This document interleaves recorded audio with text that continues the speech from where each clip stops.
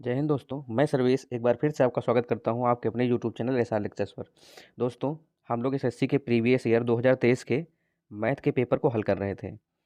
आज हम लोग देखेंगे, ये आज का अपना तीसरा लेक्चर है। देखेंगे क्या कह रहा है क्रमशः अर्धवार्षिक और वार्षिक रूप से ब्याज संयोजित होने पर एक वर्ष में 8% वार्षिक ब्याज की दर पर 1,50,000 की धनराशि पर अर्जित ब्याज राशि है 1,50,000 की है। अब इस पे हम जब ब्याज लेंगे, कितना लेंगे? 8% का। तो कितना निकलेगा? 15 × 8 = 120। तो ये आ जाएगा 12,000। फिर कह रहा है अर्धवार्षिक रूप से जब संयोजित होगी तो ये दर कितनी रह जाएगी आपकी? 4%। और समय एक से कितना हो जाएगा? 2 वर्ष। तो देखिए, चक्रवृद्धि ब्याज जो होता है उसमें हम लोग जो कॉलम मेथड लगाएंगे तो क्या होगा, जो हमको दिखता है हम उस पर सब पे ब्याज लेंगे। तो पहली हमारी जो धनराशि है कितनी है? 1,50,000। तो पहले वर्ष में हमको 1,50,000 पर 4% मिलेगा तो कितना हो जाएगा? 15 × 4 = 60, 6,000। फिर दूसरे वर्ष में हमको क्या क्या दिख रहा है? 1,50,000 और ये 6,000। तो इस पर जब हमको ब्याज मिलेगा तो कितना मिलेगा? 6,000। और फिर से हमको क्या मिलेगा? 6,000 पर मिलेगा। तो 6 और 4 6 चौक 24 यानी 240। तो यहाँ हम ये देख पा रहे हैं, इधर हमको 12,000 मिला है और इधर भी हमको 12,000 मिला। तो कितना एक्स्ट्रा हमको मिल गया? 240। तो 240 आपका करेक्ट ऑप्शन होगा। देखेंगे आगे क्वेश्चन नंबर 2 को। क्वेश्चन नंबर 2 में बोला है स्वाति 4200 रुपये के साथ एक व्यवसाय शुरू करती है और 5 महीने के बाद बानी स्वाति के साथ उसकी भागीदार के रूप में जुड़ जाती है। फिर कह रहा है 1 वर्ष के बाद लाभ को स्वाति और बानी के बीच 2:5 के अनुपात में बांटा जाता है। बानी ने कितनी धनराशि का योगदान दिया है? देखिए, 4200 रुपये स्वाति ने लगाए हैं कितने दिन के लिए? तो 12 महीने के लिए। उसके बाद कौन आ जाता है? बानी। और ये कितने कितने रुपए लगाती है यही पूछा है, एक्स। फिर कह रहा है 5 महीने के बाद, तो कितने दिन के लिए पैसे लगाए हैं? 7 महीने के लिए। कैलकुलेट करेंगे 7 के साथ, 7 × 42 और 12 × 7200। इसका जो एक्स का भी मान आ रहा है 7200। तो देखेंगे इसको ऐसे लिखेंगे हम लोग, 7200/x। कितना लिखेंगे? 7200/x बराबर किस अनुपात में बटा है? तो 2:5 के अनुपात में बटा है। इसको हम कैलकुलेट करेंगे तो कितना आ जाएगा? एक्स का जो मान आ जाएगा वो 18,000 रुपये आ जाएगा। ये हो गया आपका क्वेश्चन नंबर 2। आगे देखेंगे क्वेश्चन नंबर 3 को। 3 में बोला है एक वस्तु का क्रय मूल्य 1,020 रुपये है। 250 की छूट देने के बाद 15% का लाभ होता है। तो वस्तु का अंकित मूल्य, अब आपको पता होगा अंकित मूल्य क्या होता है। क्रय मूल्य यानी जिस पर हम खरीद रहे हैं। दूसरा हो गया सेलिंग प्राइस, जिस पर हम बेच रहे हैं। और बट्टा हमको हमेशा किस पर मिलता है? अंकित मूल्य पर, मार्क प्राइस पर, जो उसके ऊपर लिखा होता है। तो देखेंगे, मान लिया इस वस्तु का क्रय मूल्य कितना है? 1,120 रुपये है। लाभ हमको हमेशा क्रय मूल्य पर ही मिलता है। 15% का लाभ हुआ है तो क्या करेंगे? 115/100 कर देंगे। इसके बाद देखेंगे, इसको कैलकुलेट करने के बाद क्या आएगा? 1,288 आएगा। कितना आएगा? 1,288 आ जाएगा। और ये हमारा क्या हो गया? विक्रय मूल्य। अच्छा, विक्रय मूल्य जो है छूट देने के बाद आया होगा, तो कितने रुपए की छूट दी गई है? तो 205 रुपये की। दोनों को हम ऐड कर देंगे, दोनों को ऐड करेंगे तो 1,493 रुपये हमारा आंसर हो जाएगा। ठीक। आगे देखें क्वेश्चन नंबर 4 को। सिंप्लीफिकेशन का क्वेश्चन दे दिया है क्वेश्चन नंबर 4 में। देखिए, तो इसमें हम सीधा सा डिवाइड करेंगे। कैसे लिखेंगे इसको? ये डिवाइड में तो लिखेंगे 24/6 into 3/4 into 1/3 plus 5/3 into 3/4। Calculate करेंगे, 3 से 3 कैंसिल, 3 से 3 कैंसिल। कितना हो जाएगा ये? 6 के 6, 6 चौको 24। कितना आया? ये 4 आया। इंटू यहाँ पे डिनोमिनेटर सेम है, नीचे 4 ही आएगा। ऊपर जोड़ेंगे, कितना जुड़ेगा? 5 1 6, ऊपर 6 आएगा। फिर से देखिए, 4 से 4 कैंसिल, कितना बचा? 6। तो 6 इज द करेक्ट आंसर। ठीक। आगे देखें क्वेश्चन नंबर 5 को। 5 में क्या बोला है? कह रहा है, ये ग्राफ का सवाल है। इसमें देखिए, एक कोई चार्जिंग स्टेशन है, ठीक है। इसमें कह रहे हैं 3 रुपये प्रति घंटे के हिसाब से इसका जो है पार्किंग शुल्क पड़ रहा है। आगे देखेंगे, कह रहा है क्वेश्चन जो पूछा है 2 से 6 बजे तक, 2 बजे से 6 बजे तक कितना शुल्क देना पड़ेगा। टाइमिंग कहाँ से कहाँ तक की है? तो 12 बजे से लेकर 6 बजे तक है। आपको बताना कितना है? 2 से 6। 2 से 6 जब हम कैलकुलेट करेंगे, इनको जोड़ेंगे, इनको चारों को हम जोड़ेंगे तो कितना आएगा आपका? 215। 215। और हर घंटे का 3 रुपये पड़ रहा है तो 3 से मल्टीप्लाई करिए। ये कैलकुलेट करेंगे, कितना आएगा? 600 45 आएगा। तो ऑप्शन ए आपका करेक्ट हो जाएगा। आगे देखेंगे क्वेश्चन नंबर 6 को। 6 में क्या कह रहा है, एक पंसारी को क्रमशः 18 रुपये प्रति किलोग्राम और 22 रुपये प्रति किलोग्राम की दो किस्मों की दालों को किस अनुपात में मिलाना चाहिए कि 19.5 प्रति किलोग्राम का मिश्रण बने। देखिए, एक 18 रुपये वाला है, एक 22 वाला है, एक 19.5 का। एलिगेशन में घटाएंगे, 18 से 19.5 गया, कितना बचा, 1.5, और 22 से 19.5 गया तो बचा आपका 2.5। कैलकुलेट करेंगे, पॉइंट से पॉइंट कैंसिल, 5 से काटेंगे, 5 3 15, 5 25, तो कितना आ जाएगा, 5:3। ये हो गया, ऑप्शन डी करेक्ट आंसर है आपका। आगे देखेंगे क्वेश्चन नंबर 7 को। 7 कहा है, एक व्यक्ति बिंदु ए से बिंदु बी तक 40 किलोमीटर प्रति घंटा की चाल से यात्रा करता है और 60 किलोमीटर प्रति घंटे की चाल से बिंदु ए पर वापस आ जाता है। यदि यात्रा में कुल 5 घंटे का समय लगता है तो बिंदु ए और बिंदु बी के बीच की दूरी, देखिए दो बिंदु हैं, एक ए है दूसरा बी है। अच्छा, इसमें एक बार ये गया है, दोबारा फिर लौटा है, यानी दूरी इसने कितनी तय कर दी, 2 गुनी दूरी तय कर दी।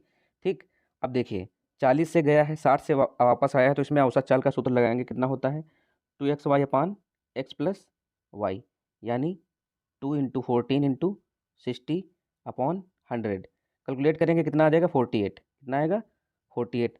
अब इसकी औसत चाल आ गई 48, चाल इंटू समय, समय कितना लिया 5 घंटे का, चाल इंटू समय क्या होता है दूरी, तो कितना आ जाएगा 240।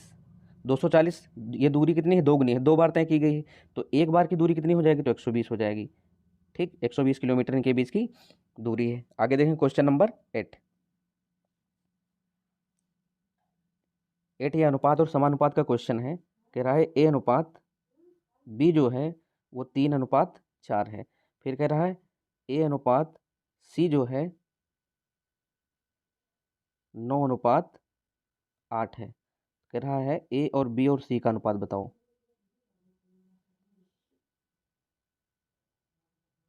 देखिए यहाँ पर ए है, यहाँ पर भी ए है, तो इनको हम बराबर कर लें। कितने से मल्टीप्लाई करें, अगर हम यहाँ 3 से मल्टीप्लाई कर दें तो यहाँ भी करना पड़ेगा 3 से।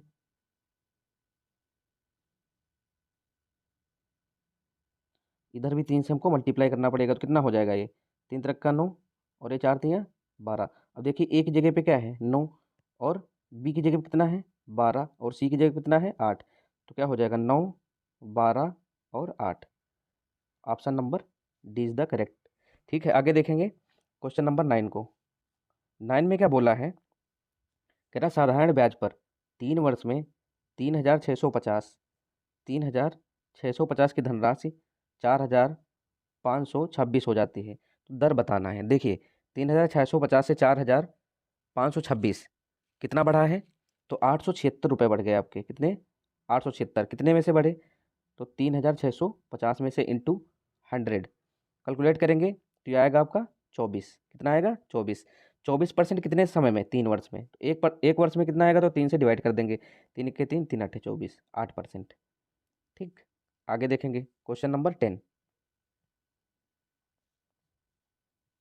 क्वेश्चन नंबर 10 में कहा है, कह रहे हैं 3.8 प्रति किलोग्राम मूल्य वाली कितने किलोग्राम चीनी को 4.6 प्रति किलोग्राम मूल्य वाली 60 किलोग्राम चीनी के साथ मिलाया जाना चाहिए ताकि परिणामी मिश्रण 5.2 प्रति किलोग्राम के मूल्य से बेचने पर 30% का लाभ हो। देखिए यहाँ पर जो लाइन दे रखे हैं लास्ट वाली, कह रहे परिणामी मिश्रण को 5.2 पर केजी के हिसाब से बेचने पर इसमें 30% का लाभ चाहिए, लाभ होता है। तो ये जो 5.2 है इसकी वैल्यू किसके बराबर है, 130 के बराबर, क्योंकि इसमें 30% का प्रॉफिट हो रहा है। हम लाएंगे इसको 100% के बराबर, तो क्या करेंगे 130 बराबर 5.2, तो 100% बराबर जब इसका हम निकालेंगे तो ये आ जाएगा 4। कितना आ जाएगा 4। अब देखिए एक है 3.8 वाला, ये बताना है कितना है। फिर कह रहा है दूसरा 4.6 वाला है, ये 60 किलोग्राम है। कितना है 60 किलोग्राम है। जो मिश्रण है इसका रेट देखिए हमने निकाला 4। ठीक, कैलकुलेट करेंगे तो 3.8 से 4 घटाएंगे तो कितना आएगा 0.2 आएगा, और 4.6 से 4 को घटाएंगे तो कितना आएगा 0.6 आएगा। पॉइंट से पॉइंट कैंसिल, कैलकुलेट करेंगे, 2 1 के 2 2 3 6। अब देखिए यहाँ पर एक की वैल्यू कितनी है 60, जब एक की वैल्यू 60 है तो 3 की कितनी हो जाएगी 180 हो जाएगी। ठीक, ये हो गया आपका क्वेश्चन नंबर 10। आगे देखेंगे 11 को। देखिए ये परसेंटेज का सवाल है, कह रहे हैं एक्स की आय वाई की आय से 12% अधिक है, तो वाई की आय एक्स की आय से कितने प्रतिशत कम है। देखिए बहुत सिंपल सा कॉन्सेप्ट होता है इसमें, इसको हम लोग कहते हैं एक बार वन टाइम परसेंटेज वाले क्वेश्चन, ठीक है। इसमें कितना है 12%, जो भी हो आप ऊपर लिखो और आपको लास्ट वाली लाइन देखना है, कह रहा है कितने प्रतिशत कम है। अगर कम कहा है तो उतना ही हम लोग नीचे जोड़ के लिखेंगे, अगर अधिक कहा है तो उतना ही घटा के लिखेंगे, लेकिन इसमें क्या कहा है कम, तो हम नीचे 100 में 12 जोड़ के लिखेंगे, तो 112 इंटू 100। इसको हम लोग सॉल्व करेंगे तो आएगा 10 सही 5/7%। ये हो गया आपका क्वेश्चन नंबर 11। आगे देखेंगे 12 को।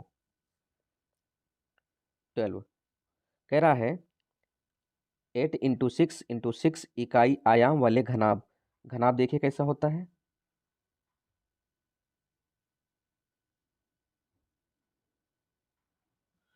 ये देखिए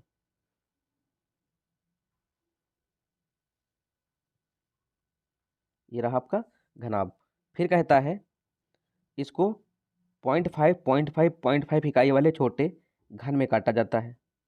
ऐसा जो है एक घन जो है बना लेते हैं लोग।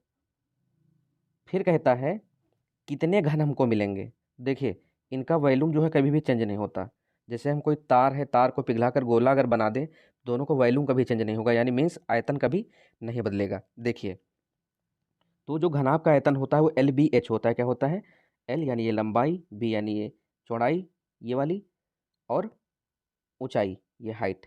देखिए कितना है, तो LBH यानी 8 × 6 × 6 बराबर।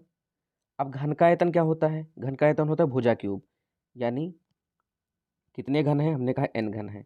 भुजा क्यूब 0.5 का मतलब होता है 1/2, कितनी बार 3 बार, 1/2 इंटू 1/2 इंटू 1/2। सिर्फ क्रॉस मल्टीप्लाई करना है, 2 दूनी 4 दूनी 8, 8 का इसमें जो है क्रॉस मल्टीप्लाई करेंगे तो 2304 आंसर आपका आ जाएगा। ये हो गया आपका क्वेश्चन नंबर 12। आगे देखेंगे क्वेश्चन नंबर 13 को। देखिए 13 में बोला है शुद्ध दूध वाले एक पात्र में 35% दूध निकालकर उसके स्थान पर पानी डाला जाता है।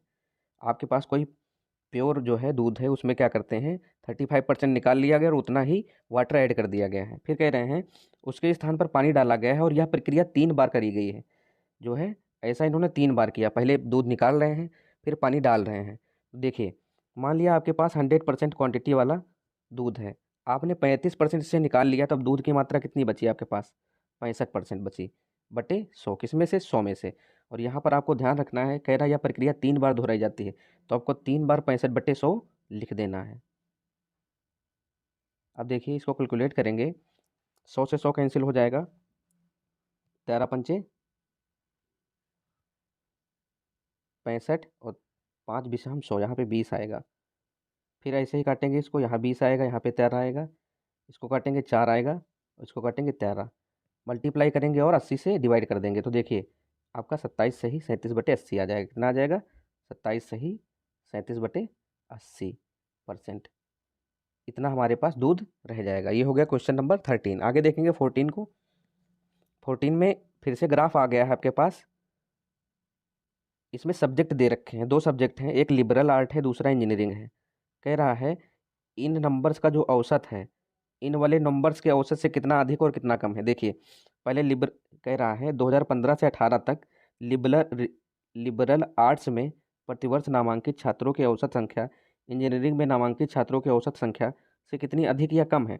देखिए इनको ऐड करेंगे ये वाले लिबरल आर्ट्स वालों को, तो ये आपका आ जाएगा 2152। कितना आ जाएगा 2152। औसत निकालेंगे तो 4 से डिवाइड करेंगे तो कितना आ जाएगा 538। कितना आ जाएगा 538 माइनस, दोबारा इंजीनियरिंग वालों को निकालेंगे औसत तो आ जाएगा 2712। कितना आ जाएगा 2712 बटे कितना करेंगे 4, कैलकुलेट करेंगे तो आपका ये आ जाएगा 628। कितना आ जाएगा 628।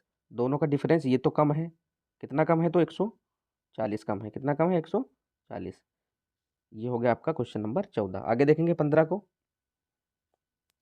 15 में कह रहा है 2 अंकों की वह सबसे बड़ी संख्या ज्ञात कीजिए जिसमें 219, 365 और 511 को भाग देने पर क्रमशः 3, 5 और 7 का शेषफल बचे। देखिए शेषफल यानी ये संख्याएं ज़्यादा हैं तो हम क्या करेंगे, सब में से 3, 3, 3, 3 घटा देंगे। तो 219 से 3 पहले, सॉरी 3, 5 और 7 घटाएंगे। 219 से 3 घटाएंगे कितना बचेगा, 216। और उसके बाद 511 से, सॉरी 365 से 5 घटाएंगे तो कितना बचेगा, 360। और उसके बाद 511 से 7 घटाएंगे कितना बचेगा, 504। अब हम लोगों को क्या करना है, इनका सिर्फ एचसीएफ निकाल लेना है। क्या करना है, एचसीएफ निकालेंगे तो 72 आ जाएगा। ठीक, आगे देखें क्वेश्चन नंबर 16 को। टाइम एंड वर्क का क्वेश्चन है। कह रहे हैं एक पुरुष और एक महिला को साथ मिलकर काम करने में 12 दिन लगते हैं। एक पुरुष है, एक महिला है, जब साथ में काम करते हैं तो 12 दिन लगते हैं। पुरुष अकेले इस काम को 15 दिन में कर सकता है। ये इनके द्वारा लिए गए दिन हैं। एलसीएम लेंगे, 60 आएगा। 12 से डिवाइड करेंगे कितना आ जाएगा, 12 पंचे 60 और 15 चौको 60। ये क्या है, इनकी क्षमता है। देखिए पुरुष एक दिन में कितने काम कर सकता है, 4। यहाँ भी देखिए पुरुष है और साथ में कौन, महिला। पुरुष 4 काम कर रहा है तो महिला कितने काम कर रही है, 1। ठीक, कह रहा महिला अकेले उस काम को, महिला एक दिन में एक ही काम करती है। काम कितने हमारे पास, 60 है। ऊपर का जो एलसीएम होता है ये काम होते हैं। तो 60 को हम 1 से भाग करेंगे तो कितना आ जाएगा, 60 दिन आ जाएंगे। आगे देखेंगे क्वेश्चन नंबर 17 को। 17 नाव धारा का क्वेश्चन है, अच्छा सवाल है। देखिए इसको हम लोग जो है अगर बेसिक हल करने लगेंगे तो बहुत समय लग जाएगा। इसको हम लोग थोड़ा वैल्यू रख के सॉल्व करेंगे। कह रहा है एक नाविक नाव चलाकर 6 घंटे में धारा के अनुकूल 36 किलोमीटर और धारा के प्रतिकूल 24 किलोमीटर की दूरी तय करता है। ठीक है, 6 घंटे में। समय बराबर क्या होता है, दूरी बटे चाल। हम देखिए इसमें दूरी जो है बदल कितनी है, एक बार 36 की है और एक बार 24 की है। देखिए जब ये धारा की दिशा में जाता है तो 9 की चाल और धारा की चाल प्लस, ये विपरीत में जाता है 9 की चाल माइनस धारा की चाल, बराबर कितना समय लगता है, 6 घंटे। उसी प्रकार फिर कहता है जब वह धारा के अनुकूल 24 किलोमीटर यानी 24 किलोमीटर धारा के अनुकूल यानी एक्स प्लस वाई प्लस धारा के प्रतिकूल 36 किलोमीटर 36 बटे एक्स माइनस वाई बराबर कहता है 6। तो नाभिक को 6.5 यानी 6 सही 1/2 घंटे का, 6 सही 1/2 का समय लगता है। देखिए कह रहा है धारा की चाल कितनी है, तो इसमें हम कोई एक ऐसी वैल्यू रखें। देखिए हम मान लें 9 की चाल 10, धारा की 2, कितना हो जाएगा 12। कितना हो जाएगा, 12 से 36 को भाग करेंगे 3 बार जाएगा। उसी प्रकार 10 से यहाँ 2 गया कितना 8, ये 10 ये 2, तो 8 तिरिक 24। यहाँ पे देखिए कितना आ रहा है, 3 3 6 आ रहा है। उसी प्रकार यहाँ भी कैलकुलेट करेंगे तो कितना आएगा, यहाँ 10 से भाग देंगे, सॉरी 12 से, तो कितना आ जाएगा 12 दूनी 24। यहाँ 8 से भाग देंगे, 8 से किसको भाग देंगे, 36 को, तो कितना आ जाएगा, 4 से काटेंगे तो 4 नवैया 36 और 4 दूनी 8। कैलकुलेट करेंगे 2 दूनी 4, कुछ गलत हो रहा है यहाँ पे कैलकुलेशन, 8 36 बटे 8, 4 दूनी 8, 4 नवैया 36। वैल्यू शायद हमने गलत इसमें पुटअप कर दी है, नहीं सब कुछ सही है। यहाँ पे 24 होगा और यहाँ पे 36 होगा। धारा के अनुकूल 24 किलोमीटर, धारा के प्रतिकूल 36 किलोमीटर।